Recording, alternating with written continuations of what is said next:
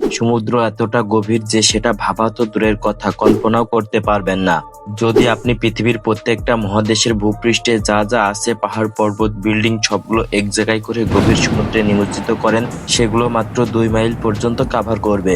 এমনকি মাউন্ট এভারেস্টের পর্বতগুলো যদি সমুদ্রের গভীর পয়েন্টে ফেলা হয় তাহলে মাত্র 1% স্পেস পূর্ণ হবে। আপনারা তো জানেন আমাদের পৃথিবীতে 70% জল রয়েছে। এই 70% জলের মধ্যে বিজ্ঞানীরা মাত্র 5% ডিসকভার করতে পেরেছে। অর্থাৎ সমুদ্র সম্পর্কে আমাদের কেবলমাত্র 5%ই নলেজ রয়েছে। বাকি 95% জলের মধ্যে কি রয়েছে সেটা কেবলমাত্র রহস্য। তবে কি এই 95% জলের মধ্যে হাজার হাজার বছর আগে বিলুপ্ত হওয়া ডাইনোসররা বসবাস করছে? ধুধু প্রান্তরের এই এপিসোডে জানতে চলেছি 95% জলের মধ্যে কি কি ভয়ঙ্কর প্রাণী বসবাস করছে। তো জানতে চাইলে চোখ রাখুন ধুধু প্রান্তরের এই এপিসোডে। এটা বলা হয় যে সমুদ্র মহাকাশের চেয়েও গভীর এবং রহস্যে পরিপূর্ণ।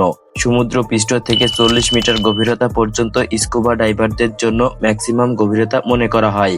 40 মিটার গভীরতার নিচে যদি কাউকে নামতে হয় তাহলে নিজের উপর রিস্ক নিয়ে নামতে হবে। এর থেকে 93 মিটার নিচে লুসিতে নিয়ে জাহাজের ধ্বংসাবশেষ পাওয়া যাবে। তার থেকে 100 মিটার নিচে স্কুবা ডাইভিং করা মানে মৃত্যু নিয়ে খেলা।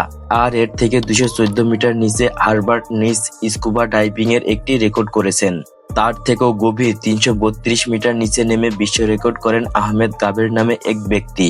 এর থেকে 443 মিটার নিচে গেলে দেখতে পাবেন ততটাই গভীরতা যতটা ইউএস এর এম্পায়ার স্টেট বিল্ডিং এর নিচ থেকে উপর পর্যন্ত যেমনটা দেখা যায়। এর থেকে 500 মিটার গভীরতা ব্লু ওয়েলদের জন্য। এখানে ব্লু ওয়েল নির্দ্বিধায় সুইমিং করতে থাকে। এই 500 মিটার গভীরতা ব্লু ওয়েলদের জন্য কমফোর্ট জোন। এর থেকে নিচের দিকে নামলে তাদের লাঞ্চ ফেটে যেতে পারে, কারণ নিচে জলের চাপ অনেক বেশি। যত জলের নিচে নামতে থাকবেন জলের চাপ তত বাড়তে থাকবে। পৃথিবীর সবচেয়ে বড় ক্রিয়েচার হলো ব্লু হোয়েল, আর এর ওজন প্রায় 1,50,000 কেজি। এত বিশাল আকৃতি প্রাণী হওয়া সত্ত্বেও 500 মিটার জলের নিচের চাপ সহ্য করতে পারবে না। এরা কেবলমাত্র 500 মিটার পর্যন্তই সুইমিং করতে পারবে। এমনকি আমেরিকার সব থেকে advance nuclear submarine sea wolf 500 metre গভীরতা পর্যন্ত যেতে পারে, কারণ এর থেকে গভীরে নামলে জলে প্রেসারের কারণে সাবমেরিনে ক্র্যাক আসতে পারে। এর থেকেও 535 মিটার নিচে এম্পিয়ার পেঙ্গুইনরা সুইমিং করে, অর্থাৎ এদের মধ্যে এমন ক্যাপাবিলিটি রয়েছে যার সাহায্যে জলের এত গভীরে টিকে থাকতে পারে। যদি এত গভীরে কোনো মানুষ নামে তার উপর জলের চাপ ততটাই থাকবে যতটা একটা মানুষকে তার উপর চাপিয়ে দিলে হবে। এর থেকেও গভীর মানে 830 মিটার গভীরে যদি নামা হয় তাহলে পৃথিবীর সব থেকে উঁচু বিল্ডিং বুর্জ খলিফার হাইটের গভীরতায় নামা হবে। এই জায়গাটি সমুদ্রের এমন একটি গভীর স্থান যেখানে সূর্যের আলো পৌঁছায় না। যদি এর থেকেও গভীরে 1000 মিটার নিচে নামা হয় তাহলে কি হবে আপনাদের জানার জন্য বলে দেই। সমুদ্রের এই গভীর স্থানকে স্কেডি জোন বলা হয়, আর এখান থেকে শুরু হয় সমুদ্রের ভয়ঙ্কর রহস্য। এই জায়গাটিতে সূর্যের আলো পৌঁছায় না। এই স্থানটি একদম অন্ধকারে আচ্ছন্ন থাকে। এই জায়গায় জলের চাপ প্রায় 1500 psi, অর্থাৎ এখানে জলের চাপ এতটাই বেশি থাকে যে আপনার কল্পনার বাইরে। এই স্কটি জোনে জায়ান্ট স্কোয়াডের মতো ভয়ঙ্কর প্রাণী পাওয়া যায়, যারা গভীর সমুদ্রের সব থেকে ভয়ঙ্কর প্রাণী। এর থেকে আরো নিচে মানে 1280 মিটার নিচে যদি নামা হয় তাহলে এখানে পাওয়া যাবে লেদার ব্ল্যাক সি কচ্ছপ। এই কচ্ছপগুলি পৃথিবীর সব থেকে বড় প্রজাতির কচ্ছপ। এদের ওজন প্রায় 700 কেজি পর্যন্ত হয়ে থাকে। এই জায়গায় জলের চাপ এতটাই বেশি যে মানুষের দেহ ছিন্ন ভিন্ন হয়ে যাবে।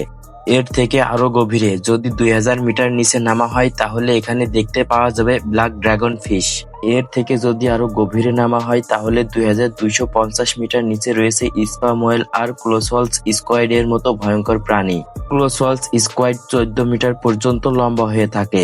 যে পাত্রে আমরা খাবার খাই ওই পাত্রের সাইজের মতো হয় এদের চোখ, সেজন্য এরা অন্ধকারেও দেখতে পায়। এদেরকে সি মনিস্টারও বলা হয়ে থাকে।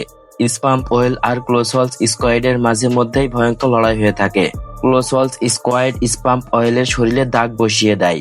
সমুদ্রের গভীরতা কেবলমাত্র এখান থেকে শুরু হলো। এরপর 3800 মিটার নিচে নামলে পাওয়া যাবে বিখ্যাত জাহাজ আরএমএস টাইটানিকের ধ্বংসাবশেষ। এর থেকে আরো নিচে 4000 মিটার গভীরে নামলে সমুদ্রের নিচে দ্য আবেসাল জোনে পৌঁছে যাব। এই জায়গায় জলের প্রেসার 11,000 পাউন্ড পার স্কোয়াড থাকে। আর এখানেই থাকে সমুদ্রের এত ভয়ঙ্কর ভয়ঙ্কর দানব যা নিমেষেই বড় বড় জাহাজ গিলে নিতে পারে। 4781 মিটার নিচে গেলে পাওয়া যাবে যুদ্ধ জাহাজের ধ্বংসাবশেষ। এগুলো দ্বিতীয় বিশ্বযুদ্ধের সময় জার্মানিরা টর্পেডো মেরে ডুবিয়ে দিয়েছিল। আরো নিচে নামলে সমুদ্রের 6000 মিটার গভীরে এমন এক অংশ শুরু হয় যেটাকে দ্য হেডাল জোন বলা হয়ে থাকে। হেডাল নামটি এসেছে প্রাচীন গ্রিকের মৃত্যুর দেবতা হেডিসের থেকে। মনে করা হতো মৃত্যুর পর পাপীদের সমুদ্রের গভীরে নিয়ে যেত হেডিস, যেখানে নরক রয়েছে। এই হেডাল জোনে সমুদ্রের উপরের থেকে জলের প্রেসার 11,000 গুণ বেশি হয়ে থাকে। অর্থাৎ এখানে জলের প্রেসার এতটাই বেশি থাকে যে একটা বুলেট প্রুফ কারকে ভেঙে দিতে পারে। আরো নিচে 6500 মিটার গভীরে ইউএস এর রিসার্চ সাবমেরিন যেতে পারবে। এই সাবমেরিনের সাহায্যে টাইটানিকের ধ্বংসাবশেষ খুঁজে বের করা হয়েছিল। এর থেকেও নিচে 8840 মিটার গভীরে গোটা মাউন্ট এভারেস্টকে উল্টো করে রাখা যাবে। এর থেকেও 10,898 মিটার নিচে এমন একটা জায়গা যেখানে জেমস ক্যামেরুন 2012-তে সাবমেরিন নামিয়েছিল। কিন্তু 1960 সালে ডন ওয়ালস এবং জ্যাক পিকার্ট নামে দুই ব্যক্তি এর থেকেও গভীরে নামার রেকর্ড করেছিল। এই দুইজন 10,916 মিটার পর্যন্ত সাবমেরিন নামিয়েছিল। সাবমেরিনটিকে এই স্থানে নামতে প্রায় 5 ঘন্টা সময় লেগেছিল। কিন্তু এখানে জলের প্রেসার এতটাই বেশি ছিল যে সাবমেরিনে ক্র্যাক করতে শুরু করে, তাই দ্রুত সেখান থেকে পালিয়ে আসতে বাধ্য হয়। কিন্তু সমুদ্রের সর্বোচ্চ নিচ পর্যন্ত মানুষ ডিসকভার করতে পেরেছিল তা হলো 11,000 মিটার। যিনি এই গভীরতা পর্যন্ত নেমেছিলেন তার নাম হলো নেভি অফিসার ভিক্টর ভিস্কো। ভিক্টর এই রেকর্ডটি ডিপ সাবমার্স ভেহিকেল লিমিটিং ফ্যাক্টর মেশিনের সাহায্যে একাই 11,000 মিটার গভীর পর্যন্ত নেমে বিশ্ব রেকর্ড করেছিল। সমুদ্রের এই জায়গাটি চ্যালেঞ্জার দ্বীপ নামে পরিচিত, আর এটি গোহাম আয়ারল্যান্ড থেকে 300 কিলোমিটার দূরে অবস্থিত। সমুদ্রের উপর থেকে 11,000 মিটার নামার পরও বিজ্ঞানীরা মনে করেন এটা সমুদ্রের গভীরতম পয়েন্ট নয়। সমুদ্র এর থেকেও গভীর, যা এখনো ডিসকভার করা যায়নি। তারা মনে করেন সমুদ্রের শুধুমাত্র 5%ই এক্সপ্লোর করা সম্ভব হয়েছে। ভবিষ্যতে হয়তো এই রহস্য উদ্ঘাটন করা সম্ভব হবে, তখন হয়তো আমরা এর চেয়েও ভয়ঙ্কর প্রাণীর সন্ধান পাবো।